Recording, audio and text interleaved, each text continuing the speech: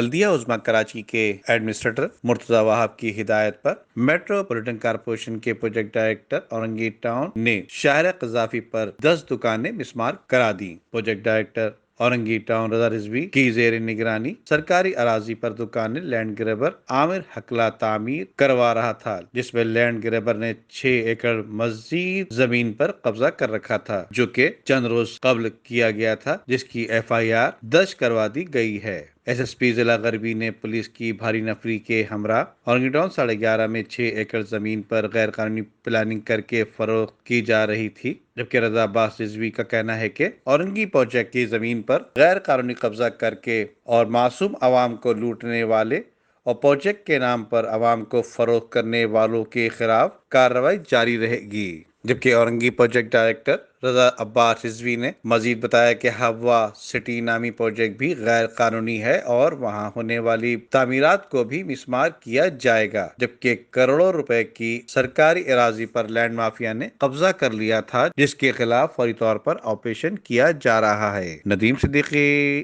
M7 city news.